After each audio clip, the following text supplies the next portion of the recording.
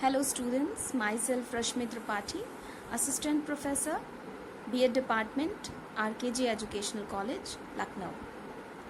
Today I am going to tell you about types of educational technology, which is a part of Unit 1, Paper 3rd in Semester 1.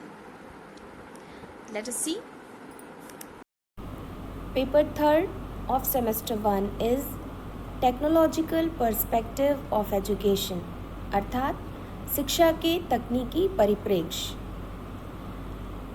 शिक्षा के तकनीकी परिप्रेक्ष्य जो paper है उसमें unit 1 के अंतर्गत आज हम जिस टॉपिक का अध्ययन करने जा रहे हैं वो है टाइप्स ऑफ एजुकेशनल टेक्नोलॉजी, अर्थात शैक्षिक तकनीकी के प्रकार।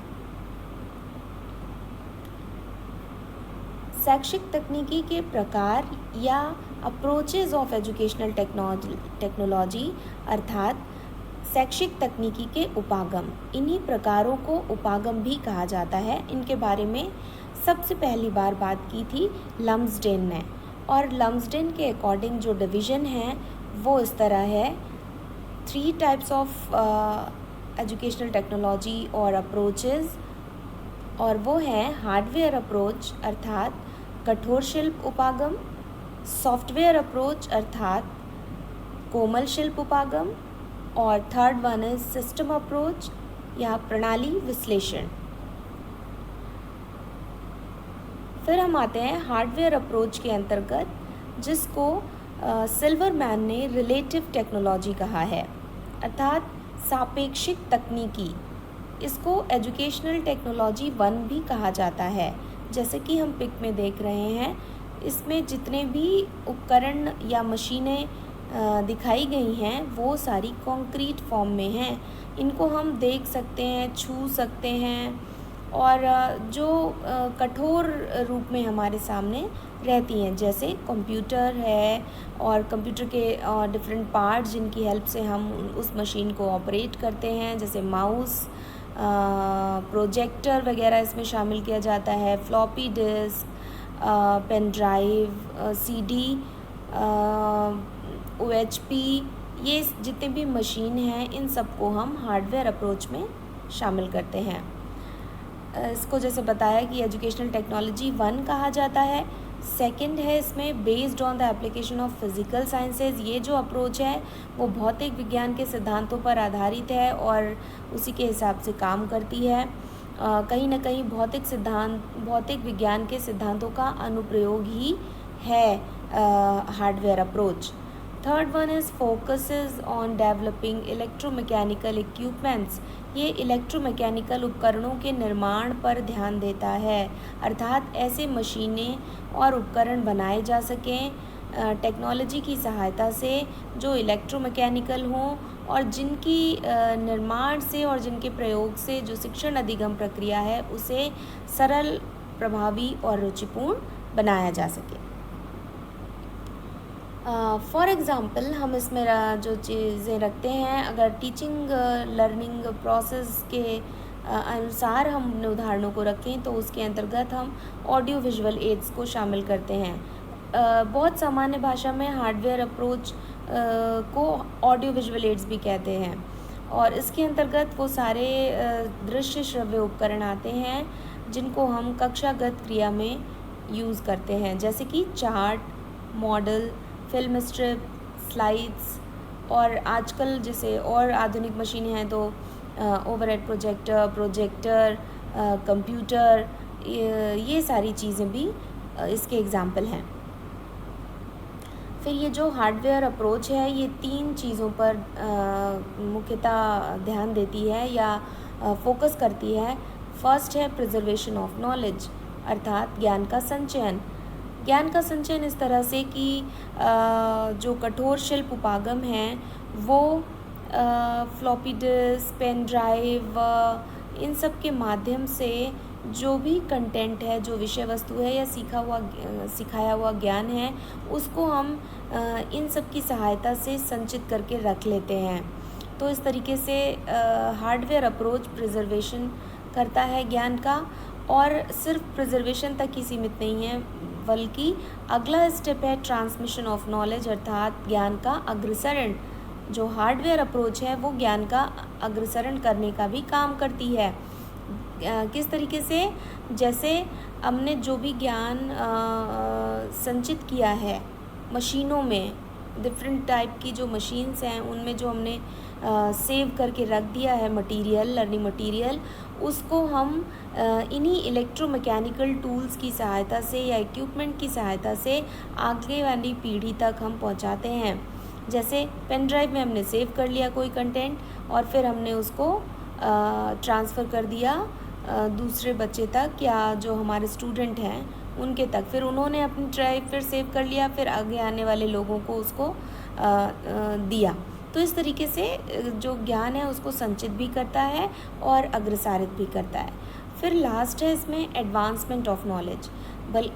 जो हार्डवेयर अप्रोच है वो यही दोनों काम नहीं करती, बल्कि एडवांसमेंट भी करती है नॉलेज का। नई नई जब मशीनें बनेंगी तो जो भी ज्ञान है सिखाने की जो प्रक्रिया है उसको एडवांस करने का भी काम करती है। मशीनें जितनी आधुनिक से आधुनिकतम होती जाएंगी उतना ही नॉलेज का एडवांसमेंट भी या नवीनीकरण भी होता जाएगा। क्योंकि पहले अगर हम देखें तो वो एक बहुत पारंपरिक तरीके से पढ़ाया जाता रहा है। आज मशीनें आ गई हैं टेक्नोलॉजी और विज्ञान के प्रयोग द्वारा शिक्षा में, तो कहीं ना कहीं नॉलेज का एडवांसमेंट हो रहा है।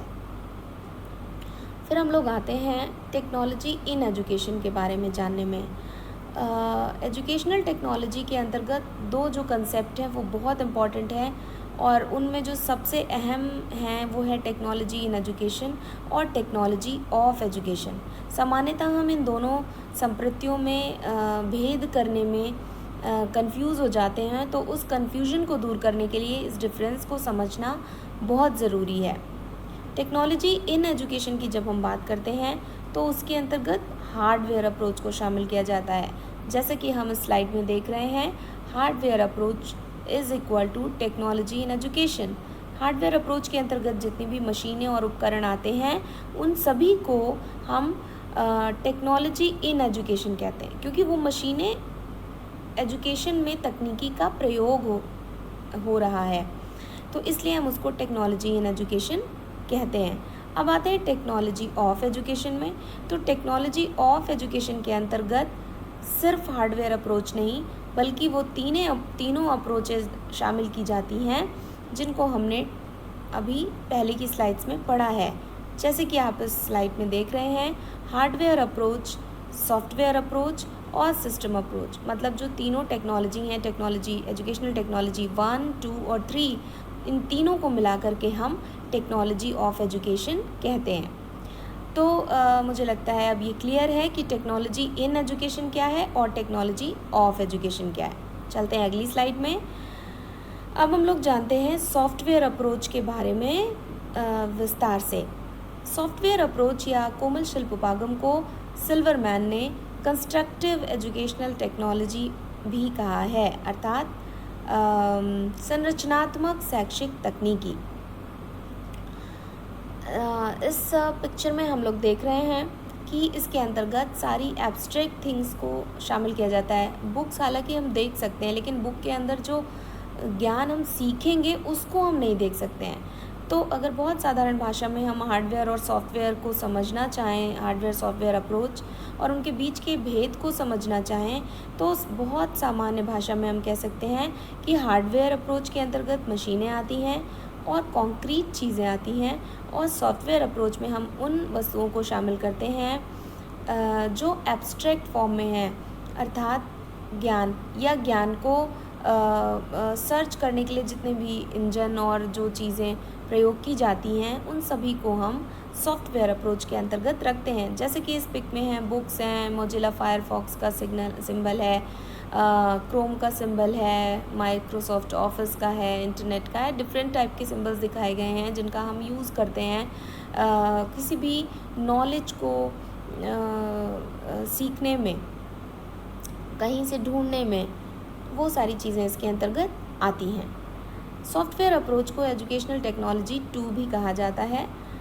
और ये it is based on the application of behavioural sciences, अर्थात व्यवहारिक विज्ञान पर आधारित है सॉफ्टवेयर अप्रोच। जितने भी व्यवहारवादी मनोवैज्ञानिक हुए हैं उन सभी के सामूहिक प्रयास के द्वारा कोमल शिल्प उपागम का शैक्षिक तकनीकी में जन्म हुआ।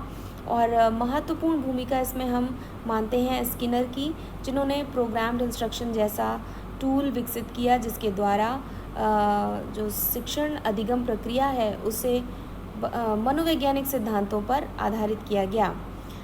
सॉफ्टवेयर अप्रोच की जब हम बात करते हैं, या बहुत साधारण भाषा में एजुकेशनल टेक्नोलॉजी की भी जब हम बात करते हैं, तो भी हम कहीं ना कहीं मनोवैज्ञानिक सिद्धांतों का प्रयोग कर रहे होते हैं, क्योंकि एजुकेशनल टेक्नोलॉजी का उद्देश्य ही है जो भी विषय वस्तु छात्र को हम सिखाना चाहते हैं वो और ज़्यादा रुचिपूर्ण, सरल और प्रभावी बनाई जा सके। तो ये तीनों बातें ही कहीं ना कहीं बाल मनोविज्ञान या शिक्षण मनोविज्ञान का हिस्सा है। It is related to the psychology of learning. Psychology of learning यही कहता है कि बच्चे को ध्यान में रख करके उपकरणों का, विषय वस्तु का चयन, शिक्षण विधियों का चयन किया जाए।